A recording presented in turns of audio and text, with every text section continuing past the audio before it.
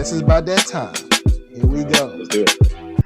Lay Ill Kid at OneYoungsta holding it down, bringing that StreetGeek and NERDSoul. What is up, my people? Today, coming with another wonderful episode of That's Right, Doppio Dope. It's myself, this gentleman right here. I'm telling you, Speedboat Racing Champion 2016, PGA Tour Representative and Liaison to the President 2014, and 2019's F1 Racing and Indy Cup winner, Clement Bryant. These are all lies.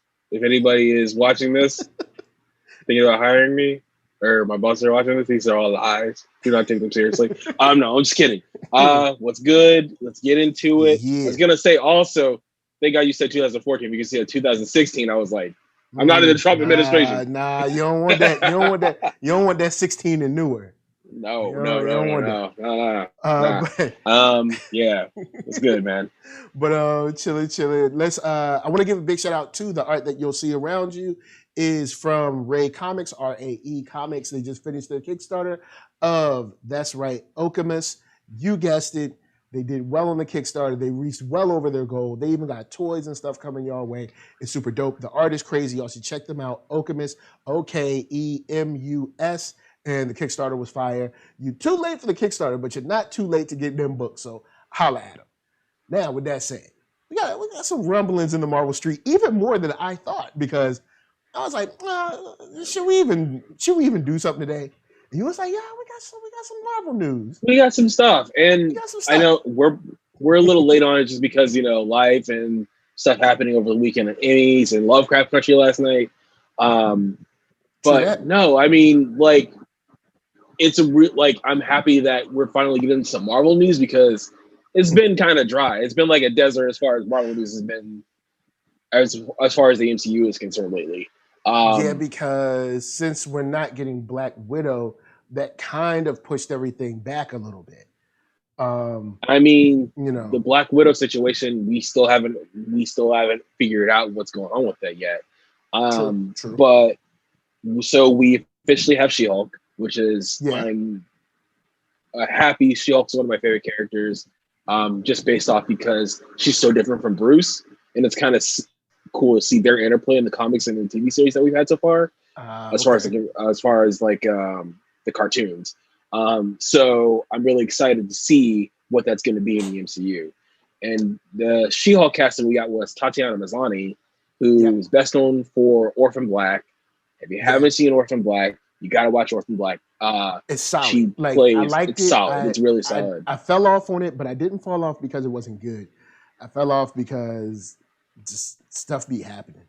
Yeah, life happens. I watched like the first 4 or 5 episodes and I was like, oh man, this is kind of hype. But I started rewatching it. I started rewatching it in the light of the season. I'm like, wow, there's a lot of stuff here that even I missed because I came in season 2 of Orphan Black, not season 1.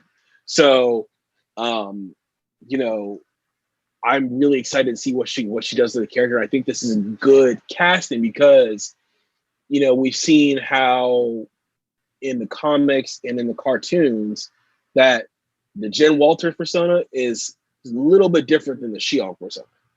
So, and so I think with having Tatiana there, that's one thing where we've seen Orphan Black that she can play a multitude of different characters and make you feel like 5 different people, 5, 6 different people, whatever. It was like 11. It was like 11 or 12 people over the course of the show. Oh yeah, so, I forgot because I left early. So so it probably way more.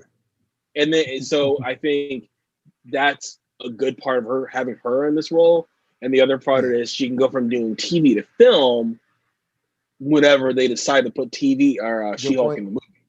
So because she's held her weight with people like Matthew Reese, who she's on Perry Mason right now. Yeah. She's on the first season of Perry Mason. When she can go to TV and mess around with people who, act in TV and vice versa. So I think that's a really good strength to have in an actress like her. I think her diversity and her diversity in sort of like emotion is what I think kind of puts it over the edge for me with her.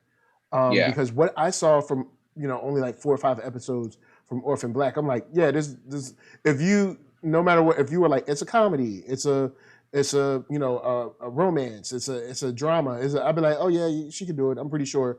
I have faith that she'll be able to handle it. Yeah, and that's the thing. I don't think there'll be a problem at all. No. Also, shout out to. Oh, go ahead. No, I was just gonna say that she looks like she is the cousin of Bruce Banner. She, like, if you look at Mark Ruffalo, and you look at Tatiana side by side, they look like they could be family.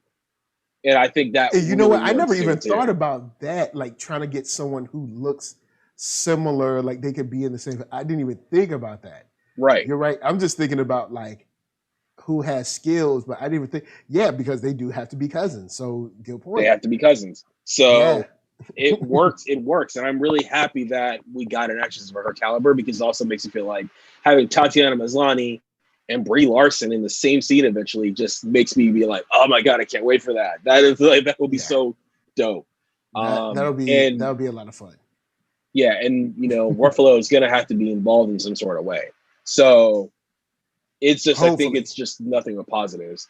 But I think we should also talk about the most recent news. Was last night during the Emmys, we got the WandaVision trailer. Yeah. And this has been something that we have all been waiting for. Yes, sir. Because I think that now this is officially our first Disney Plus MCU show. Because I think this is the one that's supposed to come first. One. Yeah. Well, Falcon and Winter Soldier was supposed to come first before the pandemic. Right. Falcon and Winter Soldier was queued up. That was supposed to be the Falcon first and one. Winter Soldier is closely tied with Black Widow, so we can't do nothing with that because, man, look, I've said it. I've seen other people say it on Instagram, Twitter, Facebook. Look, man, just put it out. Just put it out. Even if we had the vaccine today, you're still looking at another year and a half, maybe 2 years before people feel safe, going into a movie theater beside someone else. Just put it out. Just put it out. Because at this rate, you're going to have to push back everything. You're talking about pushing back, 2 shows and like 4 other movies that I can probably think of right now. Right. Bruh, just put it out.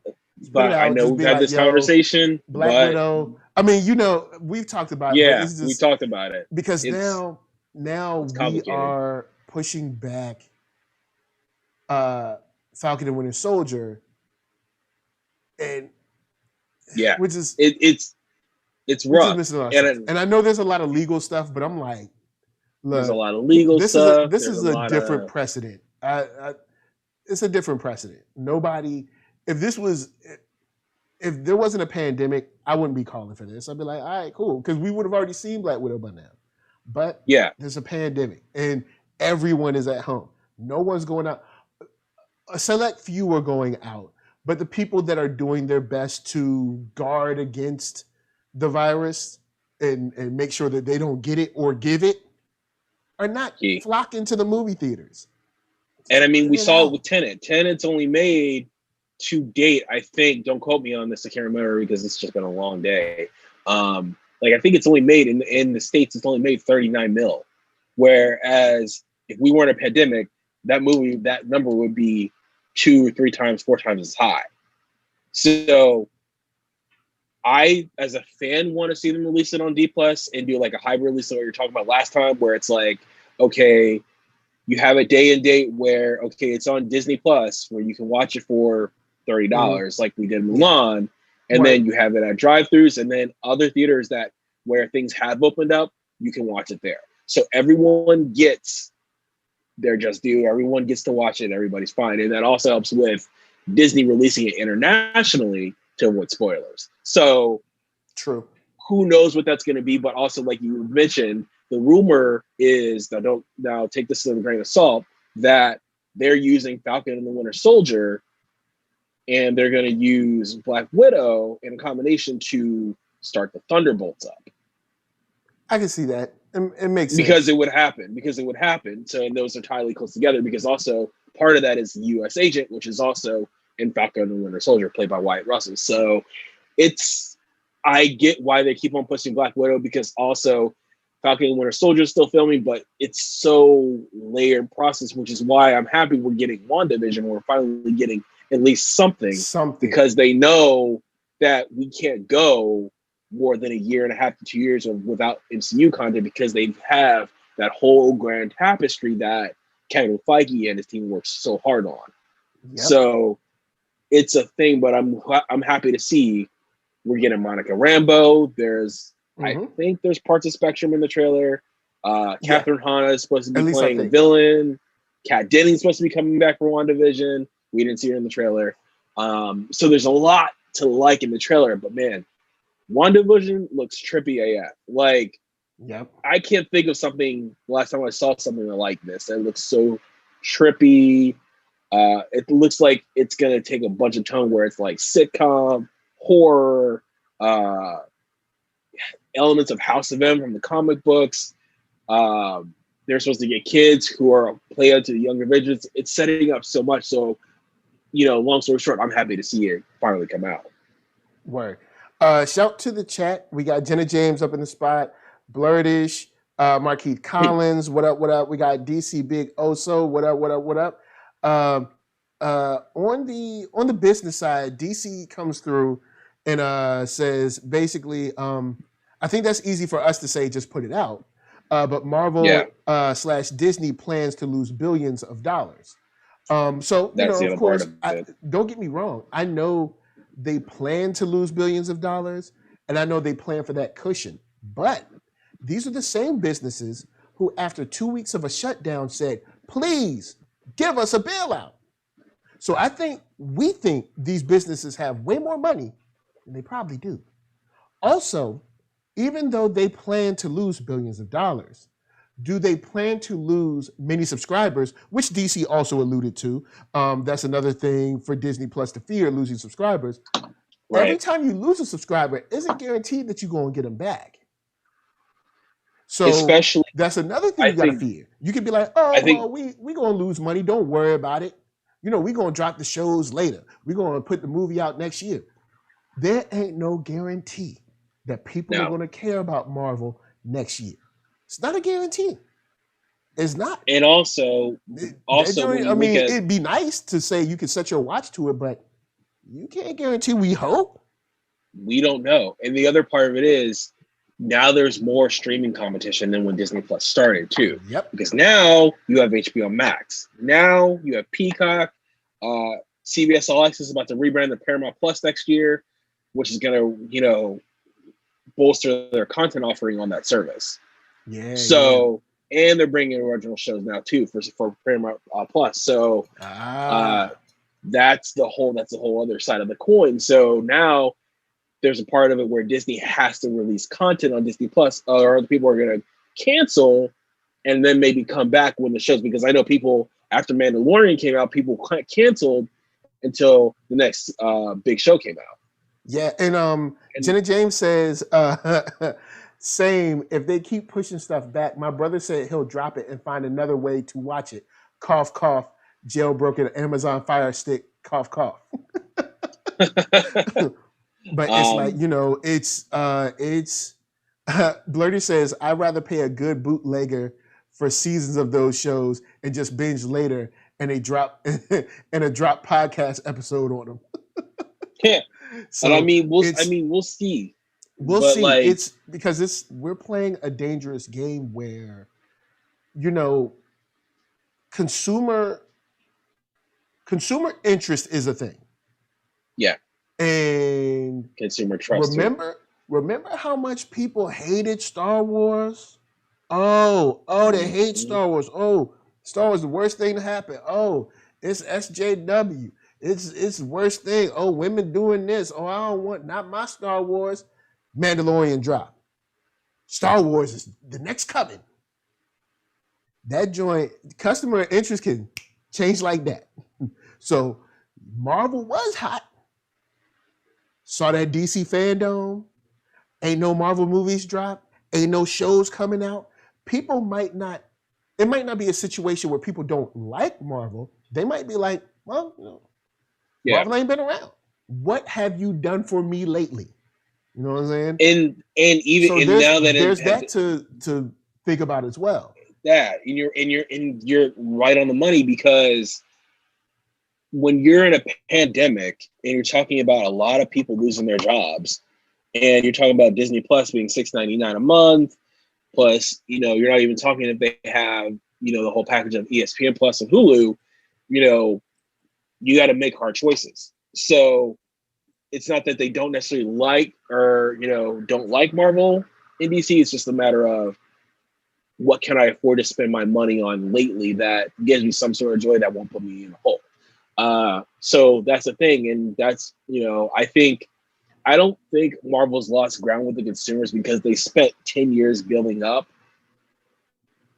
everything that they've been doing in the MCU. And people, when the latest things that when they think about the MCUs, they think about, the portal scene in Endgame. They think about, funny moments of Thor.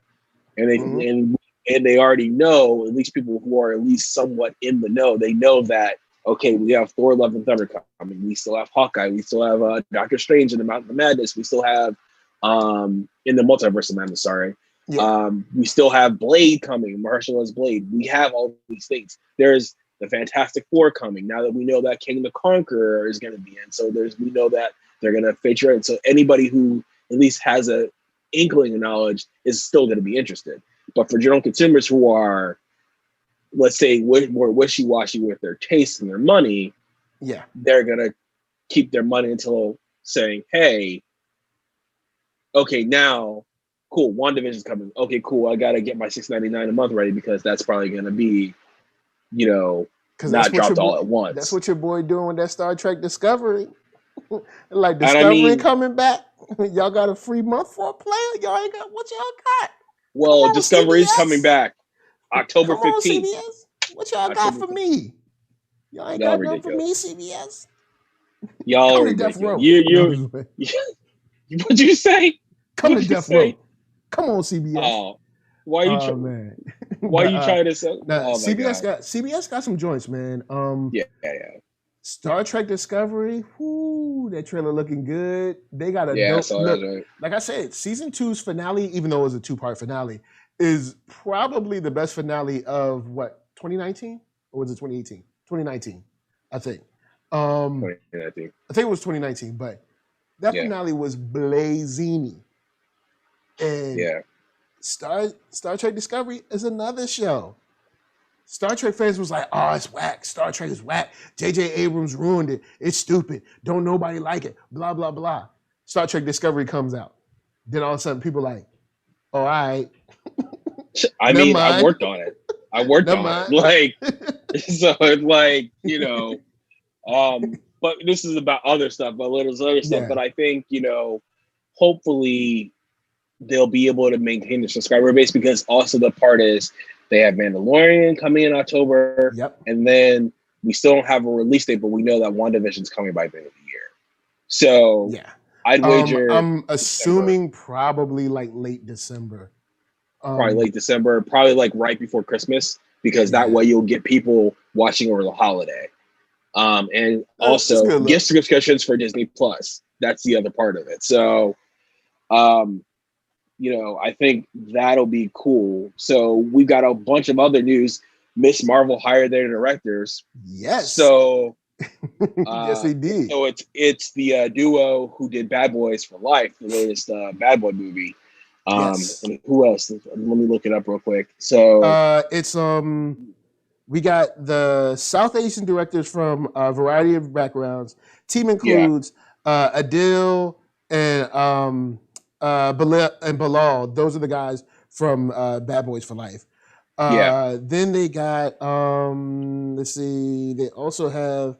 They said they list them, but then they're not listing them. I'm looking at the THR announcement, and it says we talked about Adil and Bilal, but we also have Charmin Obaid-Chinoy, and then we have Mira Mino, and I hope I'm pronouncing the names right.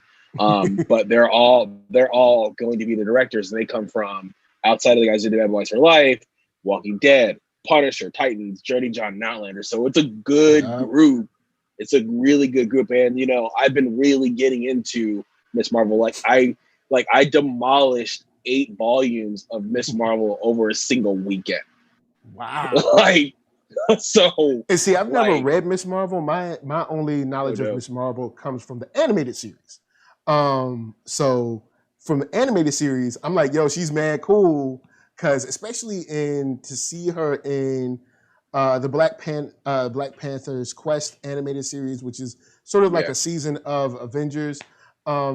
It was dope to see her there. She's in a couple of episodes. She's in the first episode with everyone. Then she's in an episode where she works, I think, side by side with Shuri a little bit. But it's like, it's really dope to see her, and just her attitude. It's nice to see someone who has like a great outlook on life.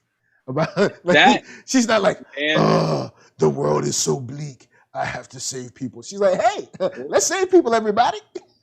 I mean, like, she's got the same vibe. So it's good. It's good to have that kind of like youthful, vigor around. And I mean, she's got like she's got the same kind of excitement when Thor is kind of jubilant. He's like, I'm Thor. God, like, it's like he's so full of life, and that's the same reason why I like Kamala, because I love my Punisher, I love my Daredevil, I love my why did you say that name characters, but it's nice to see Kamala, and also Kamala is a beast in the new Avengers game. Like, she is amazing. If anybody's watching who's gotten to the end, and I don't want to spoil the end, she figures in the end in a very integral way, let's just say. And it's been one of my favorite video game endings ever.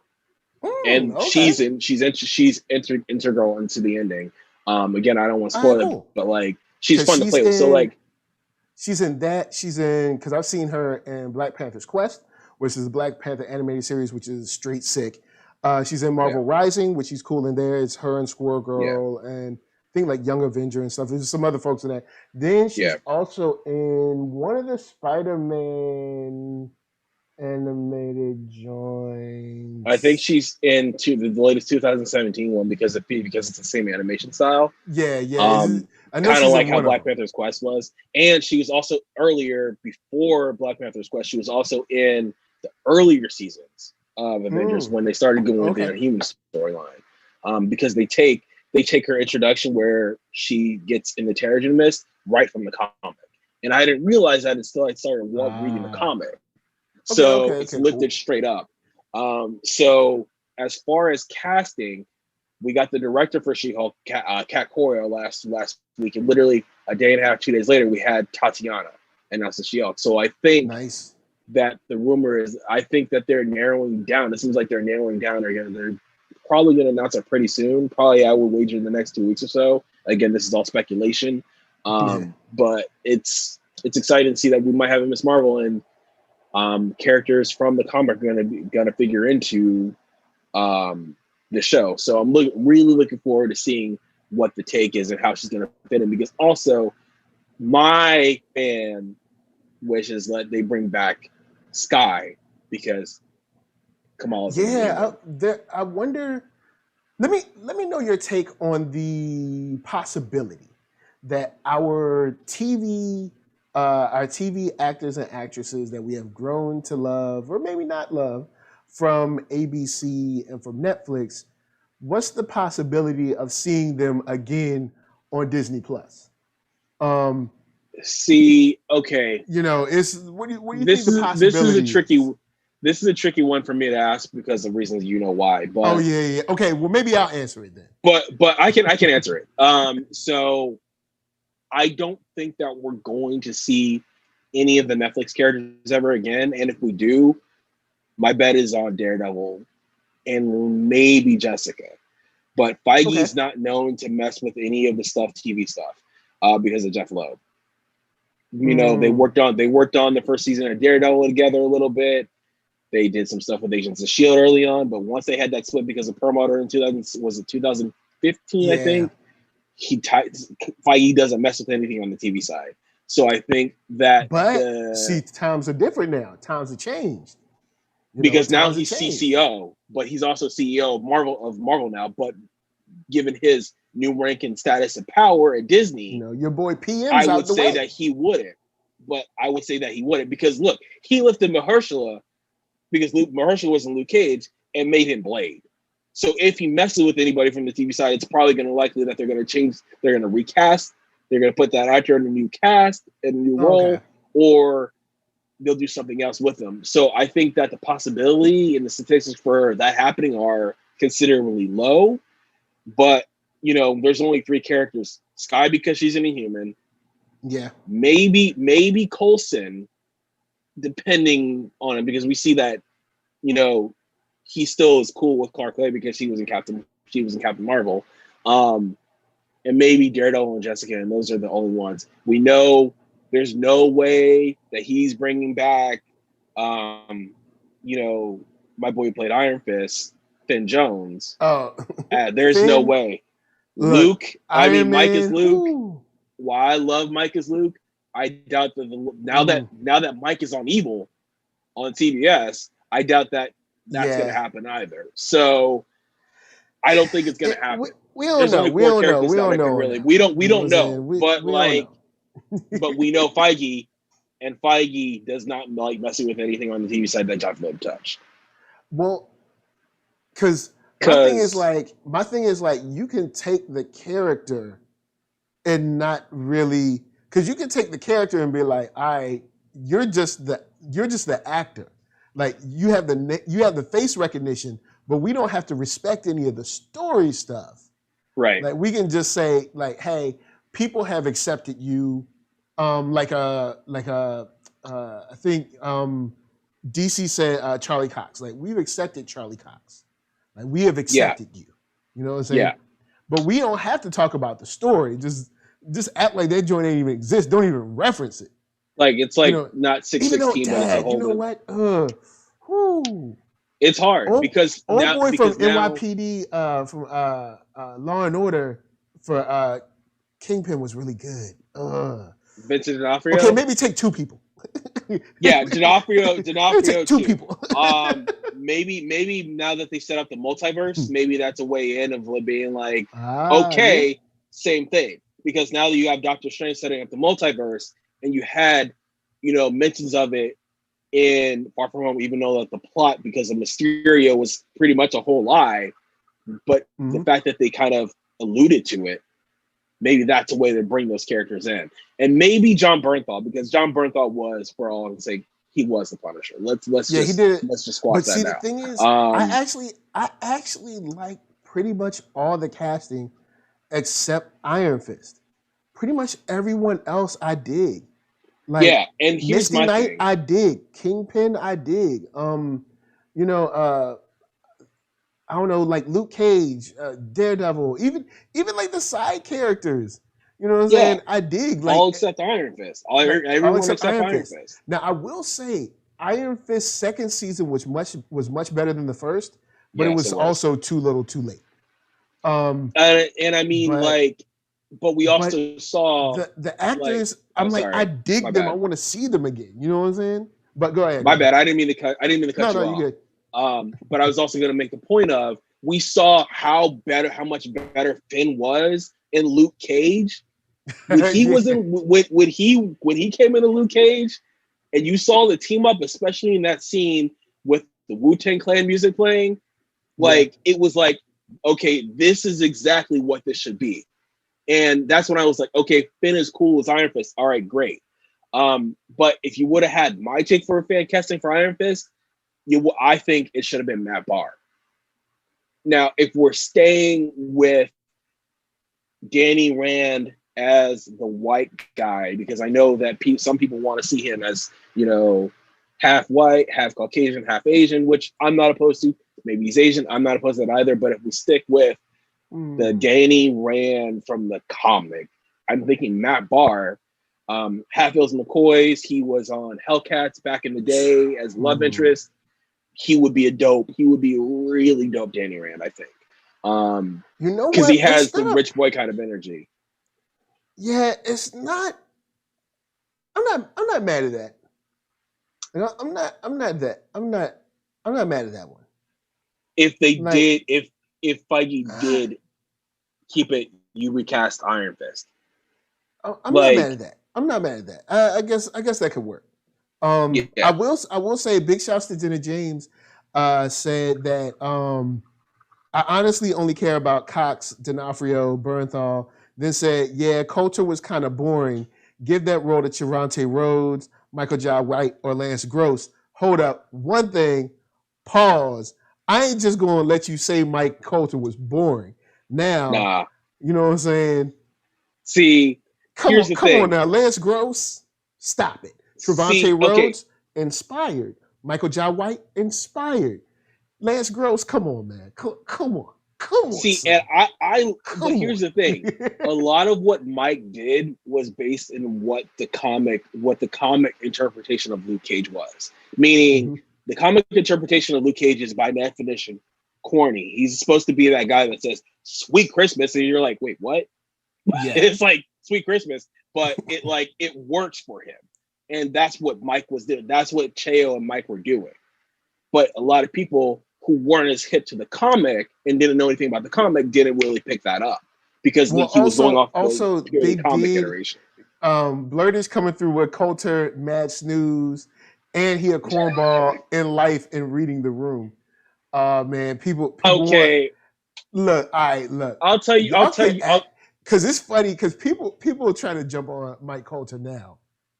Bottom line is Luke Cage shut down Netflix basically for all streaming. Yes, it ain't shut down Netflix because he was boring. Don't be coming with y'all revisionist. He was boring now. Come on. Now. I mean, it's like if we look at look. I'll be the first to say that Luke Cage is a show. Yeah, it wasn't perfect, but the vibe of Luke Cage. And especially when Coulter really zeroed in on the characterization of the character, he was good.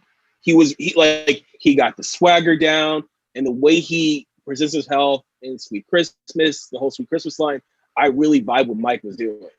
Now that's not to say that anybody can't bring a different spin to the role if they decided to officially recast it.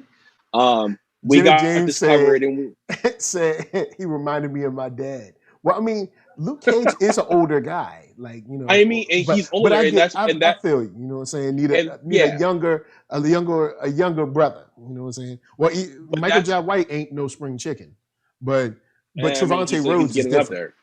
Yeah, Trevante Rhodes. You need someone who's a little bit older who kind of can carry the cockiness and the swagger and the corniness of Luke. And that's what Mike did really well when he zeroed in on it. And that's why the pairing of Finn and Mike worked really well in the second season of Luke Cage, because you had someone who's older, but you had someone who was younger. And they're kind of bringing their life experience, and it worked really well. Because, I'll say, when the Defenders happened, we know how that went. But when you saw the four of them on screen, you were like, Defenders was bad because Netflix thought they could just throw money at a problem instead of actually do something dope. Because Defenders was like half dope. Like half of it is like, oh snap, and the other half is like, what are we watching? Okay, this is really hard for me. This is really hard for me. But it's not just Netflix, because also there's Jeff Loeb. There is Jeff Loeb in the process. Let's not forget about Jeff Loeb. It is Jeff Loeb. Jeff Loeb gave us the first season of Daredevil, gave us the third season of Daredevil, gave us the first season of Punisher, gave us the first season and some good season of Jessica, but also he's had missteps. So it's I'm not saying Feige has an eyebrow in the larger MCU, because Iron Man 2, even though I still like Iron Man 2, I like Iron Man 3. They're not as great movies compared to the rest of them. So that's just based off fan sentiment and what they're saying. But Loeb was more problematic in everything that happened with Defenders. Because also, let's be honest, the show wasted Sigourney Weaver. And Sigourney Weaver shouldn't have been casted. This is before. But they went for stunt casting. You know what I mean? Yeah, and also you had Madame Gao. I know. You're right. I know. But I'm just saying that's what Because they were Madame going Gao for, was stunt dope casting. already, son. Yes. But Madame like Gao should that's have what been the happened. leader. But Yup, man, come on. but at this point we're crying over spilled milk. Yeah, that's true. Hindsight is 2020. But like just saying it's not just Netflix's fault because it takes more than just one company to tango.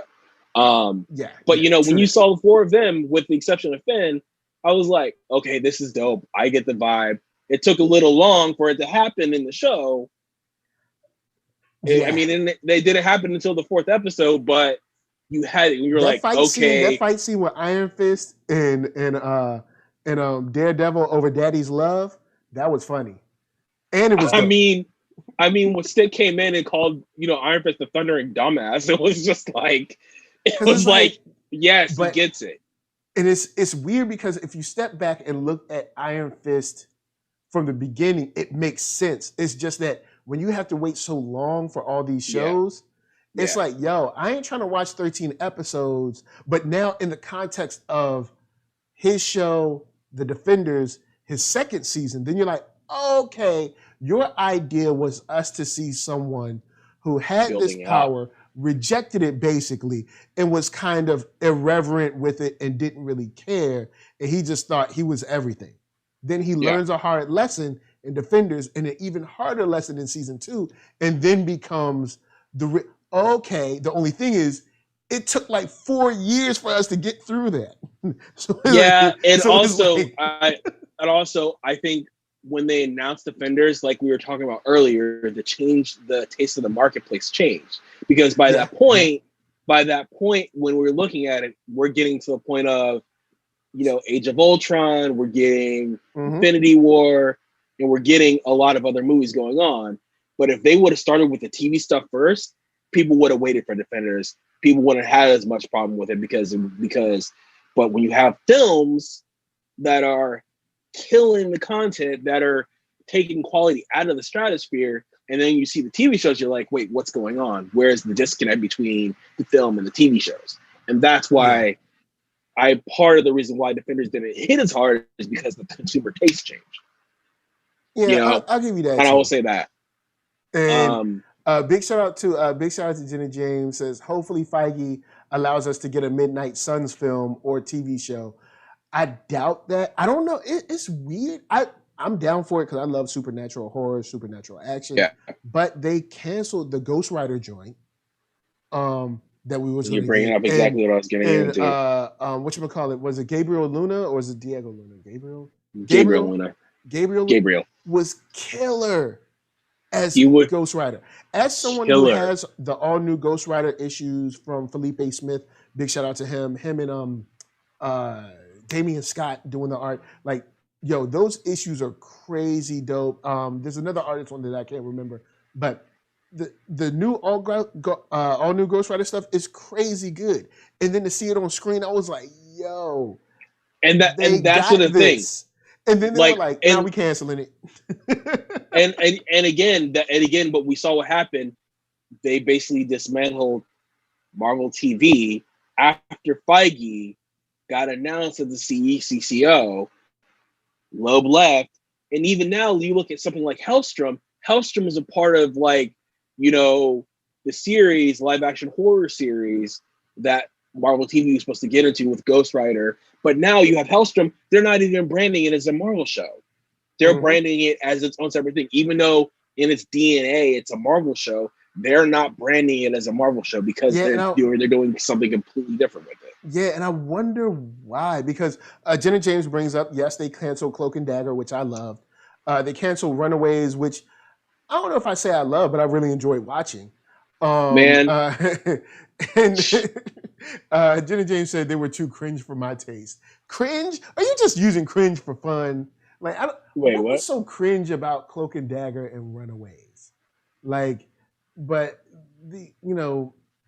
Hellstrom, I guess, I mean, kind of like, Jenna James is saying, it's the last Loeb-related thing that's sticking around. So maybe that's why they're trying to be like... We still have MODOK. We still have MODOK coming. Maybe. MODOK is coming. No, it is coming. MODOK's coming. Until I see a trailer, from now on, any Marvel stuff, which is, like I said, with consumer, consumer interest. Until I see a trailer, maybe. I don't trust it. New York, they have a New York Comic Con panel happening. I want to see footage. I think we'll get it. So I'm saying you have Hellstrom and you have MODOK as the last things that are pretty much left over from Loeb's era in Marvel TV and Marvel. So we'll see how this pan out. But like Hellstrom, they're not counting it. And, you know, I heard things about the Ghost Rider show that I can't talk about, but let's just say we would have been in for a treat if what I heard from like sources online, again, speculation, would have said. So, but you know, I think as far as the MCU goes, with this whole thing with Kamala Khan being an Inhuman, if they don't bring him in, they're gonna have to really reintroduce what an Inhuman is. And I'm still mad that we didn't get an Inhuman movie, because I was reading some issues of Black Bolt and Medusa a couple of days ago. I was like, man, this would really make for a really dope movie. But we got the X-Men coming now, one day in the near future. And so Jenna dropped the Hellstrom trailer. Like, I know that's coming. I've seen an actual trailer for that. I'm talking about MODOK. MODOK is another thing where I'm like, are we sure? As far as Blurtish with the teenage love and doing stupid things, I mean, that's all teenage shows. You can't just dog out Cloak and Dagger. Cloak and Dagger was actually a lot deeper than I think people gave it credit for. Yes. And they dealt with some very serious issues like human trafficking and in a very real way. And mental health in a racism very real way. with Ty's brother getting shot. Like they dealt with a lot of stuff they dealt with some stuff in a very real way that I didn't expect. So and they kept it on freeform. So I was like, give Cloak and Dagger a little leeway. You know what I'm saying? Give them a little leeway. They dealt with stuff. You know, give them a little props. Here come Blur is talking about the accents and Runaways. I'm still mad at the end of season 3. We got that Victor Macha tease, and I was like, really? Really? Like, we did get the crossover though. We did get the crossover. We got the crossover. Yeah, we got the crossover. The crossover was good. But I was like Victor Macha. I was like, we would have had it. And also links to Ultron. If they got a season 4, boom. Yeah. So, you know, but again, we're crying over spilled milk. You know, we got, it's. Oh, go ahead. No, go ahead. You good? We got a dope trailer with WandaVision. We got some surreal kind of horror going on, and people were surprised. People were surprised at how good it was, and I was like, "Yeah, I told y'all." Once they said that this show is going to lead straight into Doctor Strange, Multiverse of Madness, I'm like, "Yo, this show is going to be a lot doper than we think. This show is going to be way sweeter than we think it's going to be." And also, I meant to, Randall Park is coming back for it too. Randall Park is going to be in an episode or two, because I think he plays Jimmy Woo. So I'm like, hey, I'm looking forward to the show. Monica Rambeau. We got Darcy coming back. I know how people feel about Darcy. Jimmy Woo's back. We got Vision. We got Wanda. We got Catherine Hahn playing looks like the villain. This show's going to be straight, man. I'm like, I'm waiting for the hot fire. I'm going to be there with some popcorn in my old school Vision outfit, getting ready for that story. Oh, man. But yeah, seeing how everything seems all good, it seems how like she's playing with, you know, reality, and where is Vision? What's his thought? Are his thoughts his own? All this kind of surreal horror stuff going on. I'm like, yo, this show is going to be sweet. So it's going to be dope. Extra sweet. It would be a lot sweeter if we could get, since, you know what, Disney watches the show. You know what I'm saying? Everybody in Disney watches the show. Kevin Feige watches the show. He wants screeners. Going in, drop that Black Widow before you drop WandaVision, and we'll be straight. And I don't think they're gonna do it. I don't think they're gonna do it. Then we'll be straight. You know what I'm saying? I don't think they're gonna do it. I don't think they're gonna do it. I don't think they're gonna do it. I don't think they got the response they wanted from Milan. But from hearing what I heard of Milan, it's not a good test case because I would argue that the anticipation for Black Widow as opposed to Milan is quite different. Also, the fervor for these live action remakes have been trending downward. Money might not have been trending downward, but the actual like, oh snap, they're going to make another one has kind of been trending downward. So I'll agree with you on that. They probably didn't make the money they wanted to, and were like, oh well, we can't do nothing. And I'm just like, well, this isn't the best example to use it on. You know, y'all made from what I heard, y'all made a movie that wasn't as good as the original in the first place. And on top of that, people are kind of hardening up on the idea of the live action remakes. So when you add those two together, it's not applicable to like Marvel. And I'm gonna add two other things in here. The price point of $30, while it wasn't a deterrent to me, a lot of people harped on that. A lot of people harped on that. A lot of people, and I'm not saying that Disney did something wrong, and I'm not pointing fingers. I'm just saying, wait. I'm pointing. Wait. Let me say this. I need to say this. Anyways, it's like I need to say this. Okay, no. $30 as far as for me out here. You go to ArcLight, and I know we talked about this. You go to the AMC. You've already paid that $30, but a lot of people online were like, $30 when I already have a subscription. And then the other thing that happened.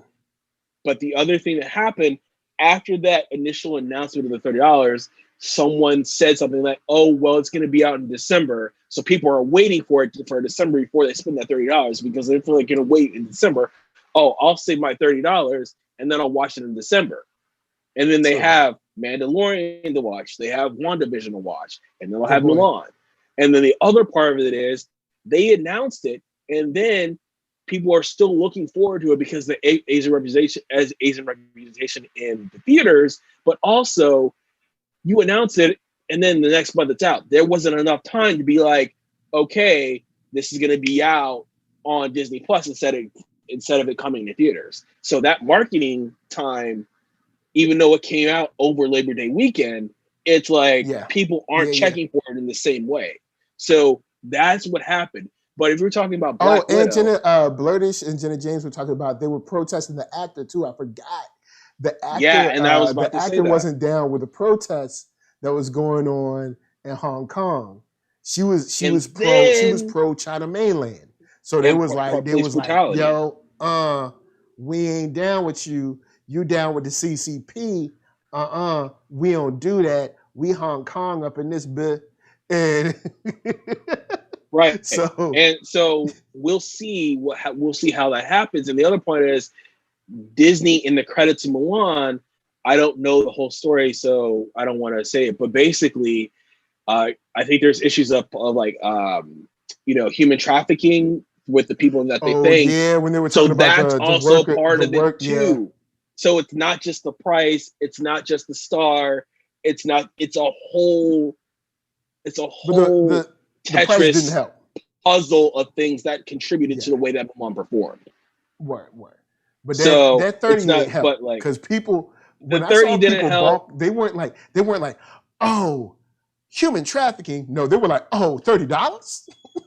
But the human trafficking thing came out after the movie released.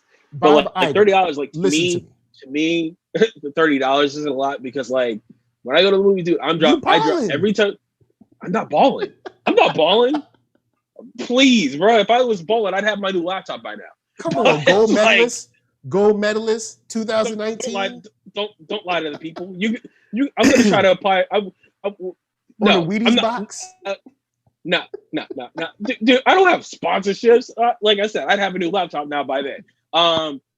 But $30 to me, I was like, I drop literally easily $40-$50 every time I go to the movies because I pay for the girlfriend and I pay for the food, I pay for the parking. And I'm not boasting when I say this stuff. I'm just stating a fact of seeing movies out here, even going back home in the DMV, you go to somewhere like the Hoffman Theater in Alexandria, you're still dropping a pretty penny. So I was like, $30 to me, okay. I'm like, it's a lot, but I'm like, okay, cool. I drop it anyway, so whatever. But to other people, $30 when you already got a subscription, it's a lot of money. But also, if you have kids, instead of paying every single ticket, which is why I thought they priced it the way they did, instead, if you have kids, you're not paying for every single ticket. You're just paying a flat fee of $30 instead of being like, okay, $10 for this kid, $10 for this kid, $10 for this kid, $15 for me, $15 for the husband, is like, all right, which is why I think they probably priced it the way they did. But like I said, I get all that, but Disney was wrong.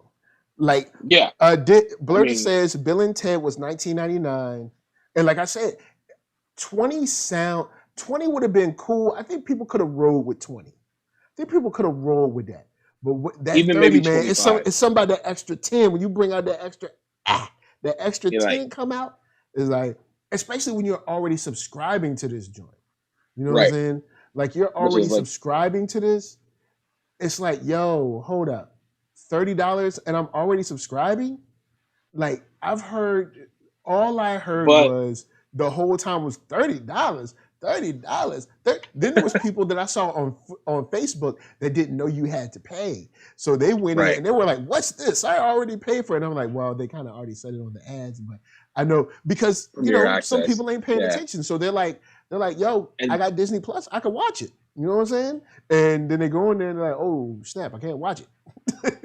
and that's what I was saying. When you have an add-on like that to your already existing streaming service, you need extra time to market that, because initially people are going to bulk. You need people. You don't want the worst thing that you can have doing. You're like, okay, cool. I'm going to watch Mulan, blah, blah, blah. Computer screen, I'm ready. I got my pizza. I got my snacks. Okay. Got my and then it's like, wait, I got to pay $30. You don't want to get the customer all the way to that moment for them to be like, oh, I'm not watching this. That's what you happened need with extra me time to market. That's what I was saying. You need extra time to market that. That's what happened to me on Antebellum. Because I was like, I saw the ad. Now, the ad does say Amazon Prime on demand. But I was just like, oh, yeah, it's on demand because I can watch it when I want. Yeah. But no, what they meant by on demand is you have to pay. But see, they're scared to say you have to pay because they don't want people to not go on there. But when you go on there, you end up not getting, man. How much was it? How much was you roll up and you be like, nah, we out. I roll right on. I was just like, Antebellum ain't that dope. Nope. I mean, the reviews have been kind of. I pay you already. I can see it later, or I can go to other reputable sources and watch it when I want to watch it. It's like, look, people ain't now. One thing I will say is this whole kind of quick and shady marketing around like a service you already paid for, and they're trying to make it like premium now. Is like, I'm down with that, but y'all need to let people know up front. Because that Amazon commercial don't say like, yo, you're going to have to pay extra money. No, it says Amazon on demand. And then you're thinking, oh, Amazon on demand. Duh, I got Amazon Prime. I watch whatever I want. It's right here. And then I said, hold up, this costs money? Guess what? We ain't watching it tonight. But also, I'll say this. You also have the studios, because Amazon's just not making money off of it. The studios got to make money off of it because the studio has to pay a production company and they got to pay the actors and so on and so on. So it's like, it's all a domino effect, right? Be upfront. Be upfront. Don't be trying to hide it in your marketing. Be upfront. Like, yo, we know you pay for Amazon Prime. You're going to have to pay more on top of your Amazon Prime. You ain't wrong. Say it straight up. Don't be, why you hiding? Why you hiding? But that's why you scared? That's why, but I'm telling you, that's why it's like they thought, okay, like any marketer, and I could say this with a fact, Labor Day weekend, cool. People are going to be inside because of the pandemic. Let's give us something new. Word. And then you get that $30. It's like, ooh, do I really want to spend that money because I'm going through this tough time right now? Or that's what I'm saying. It's like, I get that they were trying to take advantage of the Labor Day weekend window because I would have done the same thing. Straight up. I would have done the same thing. But I wonder if their market penetration and their marketing should a little bit stronger, like, because I saw everything, because I'm predisposed to it, because I look for that stuff. You're in the industry. I'm in it. But on the other side of that tip, I don't know if I would have maybe pushed it to late September, October, because it's not like anything's really coming out anyways. Yeah. But you know, again, hindsight's 2020, crying over spilled milk. Yeah. But when we talk about Black Widow, shouts to DC. DC Big also said, am I the only one that pays for the yearly subscription, not the monthly one? Regardless, you still paid for that month. You just paid for it all at once. So you still paid for that month, meaning you still paid money for something you should already have access to. Now they saying, oh, you got access to this, you got to pay more money. It's like, well, why you ain't put that in the ad, bruh? You know what I'm saying? Why you ain't tell me before I got it? Why you ain't tell me before I came to the club? Man, I came to the club. I thought it was all free. You told me, pay you this once a year or once a month, and I can get in.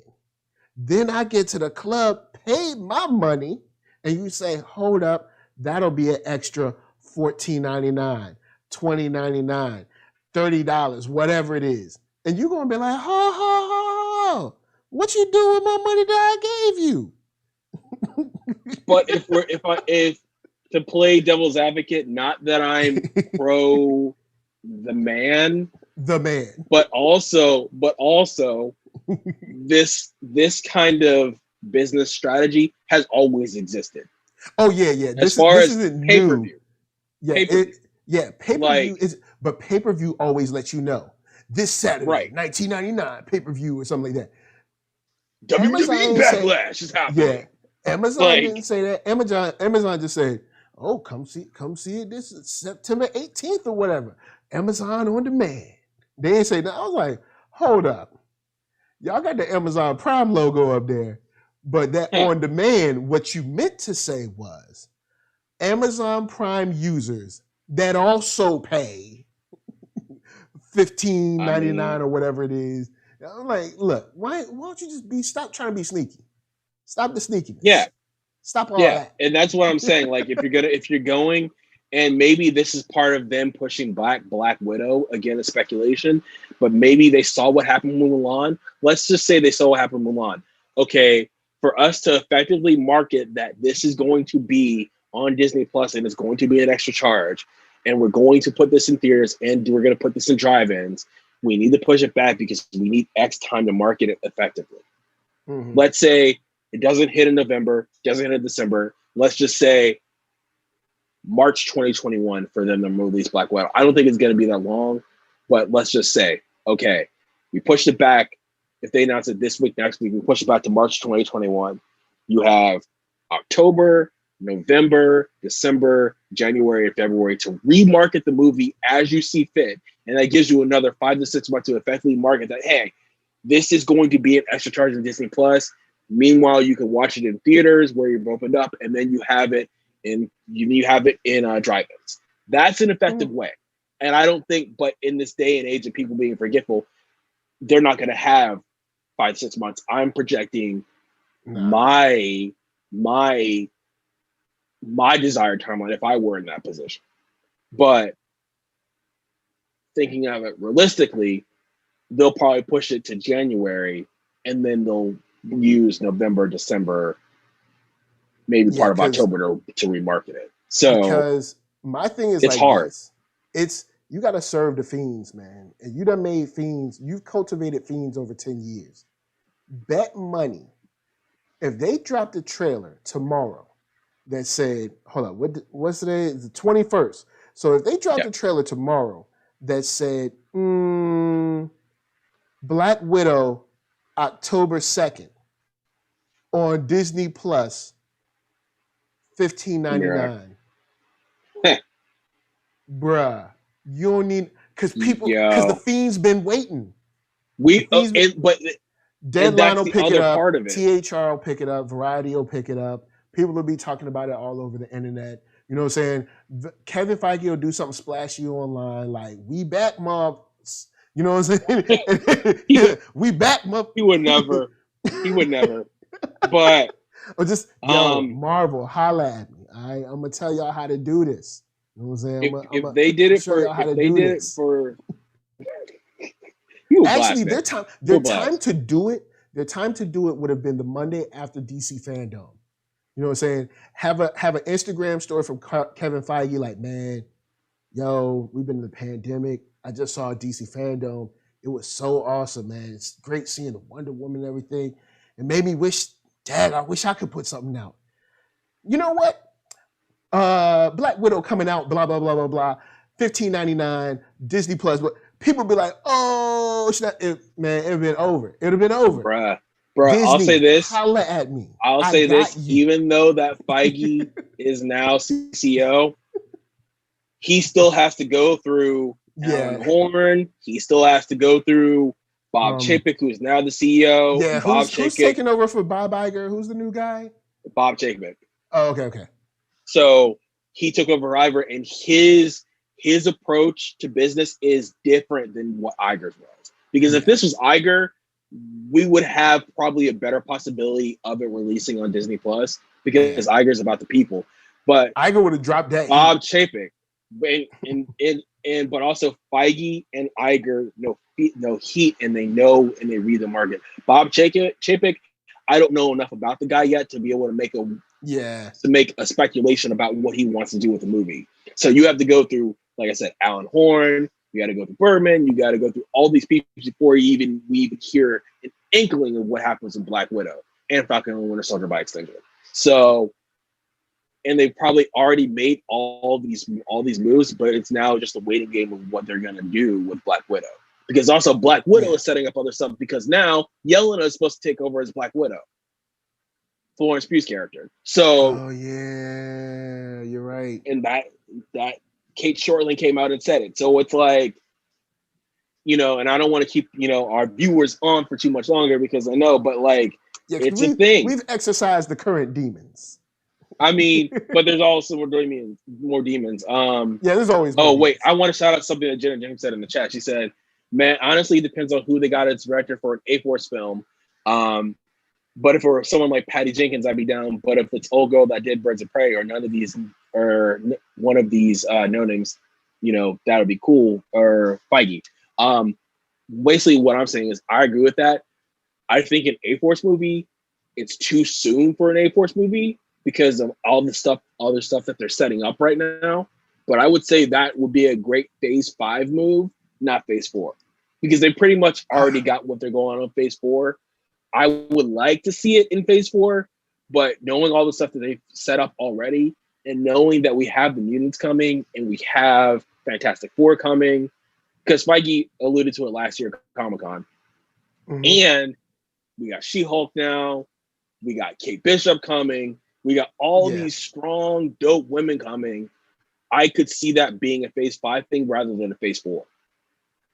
And I would love to see it. I'm gonna be real, son. I'm gonna be real, son. And then Blurtish, we got you. I'll answer that.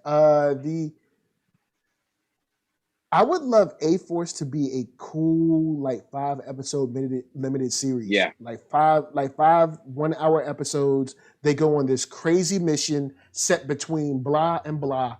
And it's just this crazy mission, and they hardly make it out. And it's like this amazing story. And I mean, get Misha Green to do it. Like, yo, get Misha Green to do that thing. And Misha Green and we don't. Yeah, give Misha Green to do it. You know what I'm saying? And I'm all for it. I'd love to see like 5 strong episodes that's like this crazy mission that they go through, ill fight scenes. Like, I'm an action guy. So I'm just like, we already know these people. So we don't have to do a lot of character building. You know what I'm saying? But, each episode you get your character moment and then you get a whole bunch of butt kickery. You know what I'm saying? And then and it's just, they go on this crazy mission, they come back, and then, they barely made it, and they, have a couple beers and it's over. You know what I'm saying?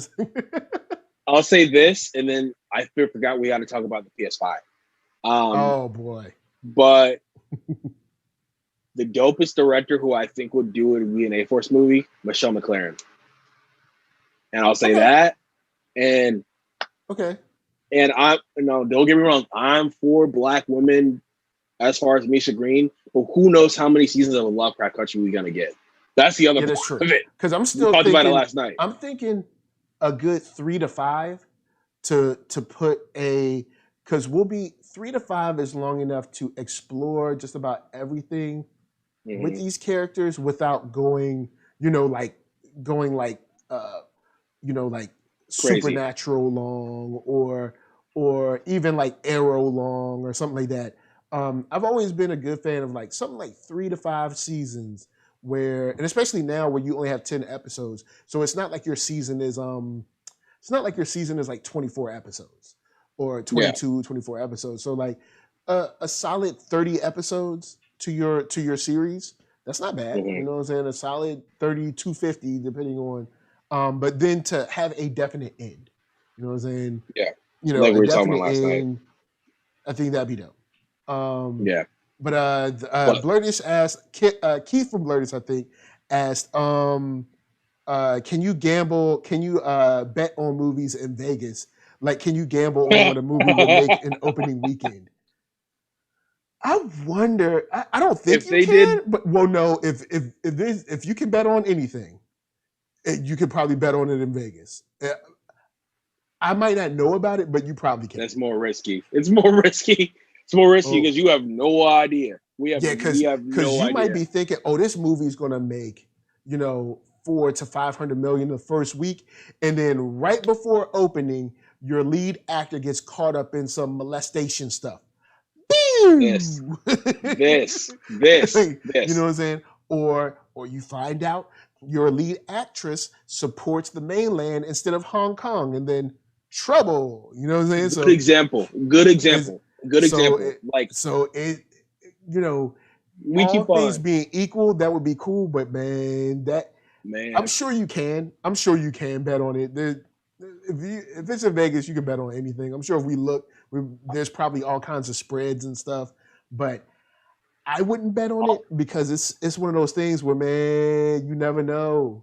You never know. Right. Somebody say something stupid in an interview. I mean, or it might be something where they don't say something stupid until like way after the movie. Like, I mean, look at Liam Neeson. You know what I'm saying? Liam Neeson, he made Taken. Even made Taken 2. I like both. I like the first two. The third Taken, but he came out. It was after his movies. He came out. He was like, "Yeah, let me drop something slightly racist real quick for you."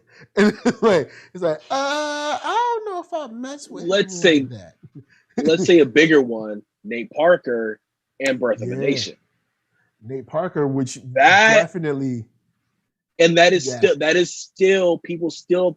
I mean, of course they still feel some way about the situation, but that is still hitting him today. So all I'm saying, if that did happen, I wouldn't be betting. I don't bet anyways, but just saying. Let's move on to PS5 because. What you got on that PS5? So the PS5, our long national nightmare is over with. Well, maybe. No, it's not. Exactly. That's why I said, well, maybe. So $4.99. Don't get your hopes up in November neither. $4.99 for the disc version and $3.99 for the digital version. We finally got the pricing. We saw the Miles Morales joint. Looks fire. Like that trailer is crazy good. Crazy. It is so dope. Like I still ain't buying no PS5, but it looked great. No, I'm buying a PS5. After I get the laptop done and the engagement ring done, I'm buying a PS5. But like the PS5 is happening. But we got, a teaser for God of War Ragnarok. We saw so much stuff in that presentation last week. We have a new Harry Potter game coming, Hogwarts Legacy, which is like interesting because of the time with J.K. Rowling. But it looks dope. The game looks dope. But we got the PS5, but the pre-order situation got all jacked up. And well, they already Xbox told threw you they weren't going shade. to have enough. They told you they weren't going to have enough units. So I mean, it's all right. Yeah. But still, and then Xbox threw shade at PS5 on their social post on their tweet. They were like, "Don't worry, we'll let you know when pre-orders start." I was like, shade. But yeah, man, we're gonna get it. We're gonna get it. The PlayStation 5 looks dope, and I'm happy that they made the Miles game a launch game. It's gonna look that dope. Miles game looks sweet. Like it does. I'm a PC player, so I'm PC strong. I ain't never going back. I ain't buying no consoles. But for y'all out there, you know what I'm saying, I can't wait to see y'all stream the game so I can live vicariously through your play. Big shout out to Jenna James. Jenna James asked about the art around us. It's from Ray Comics' Okemos. Shouts to TJ Sterling for the art. They finished a successful Kickstarter. So the art that you see around us is from Okemos, Okemus. But yeah, check that stuff out. But you got any other things you want to drop? No, I'm good. I know I talk too much. But we're good. I'm good. You good? You good? All right, cool. See, how you feeling? You good? You good? You sure? No, don't worry about that. I know you try. You ready to go? Yeah. All right, cool. So over here, the one and only, you know him, you love him, Wheel of Fortune host for 35 years, Clement Bryant. Stop lying. I ain't Pat Sajak. Is that his name? I don't watch Wheel of Fortune like that. Whatever that guy's name is. It's a Pat Sajak. I'm not paying Pat Sajak, but Twitter, Instagram, at Clement Bryant. Follow me. We'll talk everything that we talk about on this on this episode. And of course, NERD, SOUL, Facebook, Instagram, Twitter, all them places. That's right. YouTube's the hub. Hit that thumbs up if you like what you're seeing. Hit the thumbs down if you don't. But if you don't, I'm going to send Silk the Shocker after you. That's right. He's worse than the Shocker. Oh, Shocker. I thought you said Shotgun. I was like, what? No, Silk the Shocker. And he's worse than the Shocker because you ain't going to like none of his songs. And he's just going to play them over and over and over. But yeah, you a fool. Podcast if you rather listen, Spotify if you like them jams. But thank you for hanging with us. It's so cool hanging with all y'all. Big shout out to the chat. DC Big so yeah. What up? Jenna James, Blurtish. See, Marquise Collins was up in the spot. Big shout out to the Patreon supporters. Enrique Carrion, Thought Crimes, Panda, Jamal Lee, Tyler, Tim I can't remember. Usually I read them off, but I'm not reading them off right now. So I know I missed some folks and I apologize. But you know what I'm saying? Much love to all y'all. Y'all got y'all shirts and all that good stuff. So rock that NERDSoul shirt with pride. Until next time, we're going to leave y'all with Arcatron. That's ARCKATRON.com. The Space Bridge in stores. Check that out. You want to give them a woo? A woo for you?